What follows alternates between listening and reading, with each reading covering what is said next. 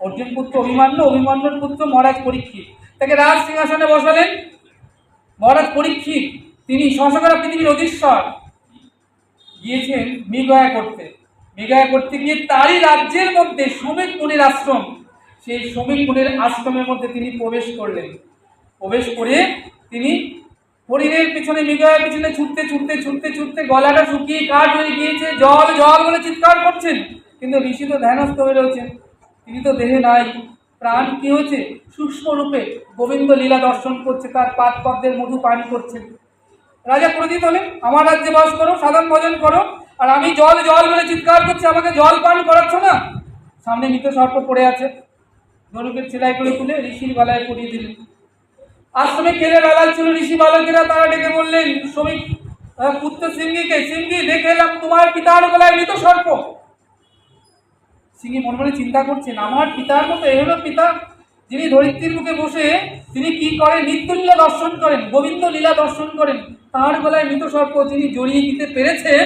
আমার মনে হয় এই জগতে এসে তার আসল কাজটি করা হয়নি। তাহলে আসল কাজের নকল কাজ কি মা? আমরা সকাল থেকে রাত পর্যন্ত যত কাজ করি তার বেশিরভাগটাই নকল কাজ। আসল কাজ কি? জীব সংসারে তো আইন কৃষ্ণ বহিবার তবে।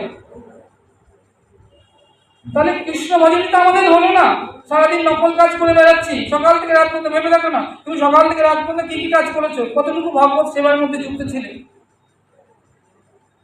তাহলে হে পাপায়াসী, হে পাপাত্মা, আমি তোমায় অভিসম্পাদ করছি।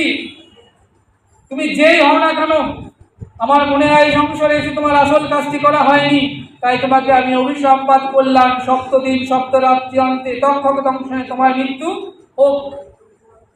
যে অভিশাপ দিলেন উনি ধ্যান ভেঙে গেল, বললেন পুত্র তুমি এ কি করেছো, তুমি কাকে অভিসম্পাদ করেছো? ধ্যান যোগে জানলেন কিন্তু মহারাজ পরীক্ষিত পাণ্ডব কুলভূষণ। বললেন পুত্র তুমি ভুল করেছো, অভিসম্পাদ ফিরিয়ে নাও, আমরা তার রাজত্বে বাস করি, সাধন ভজন করি।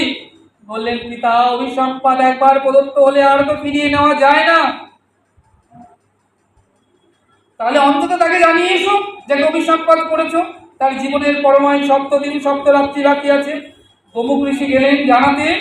গোমুখ ঋষি গিয়ে যখন জানালেন হে মহারাজ, আপনি অভিশাপ সম্পাদ প্রাপ্ত হয়েছেন, আপনি অভিসম্পাদিত হয়েছেন, সপ্তদিন সপ্তরাত্রি অন্তে তক্ষক দংশনে আপনার মৃত্যু অনিবার্য।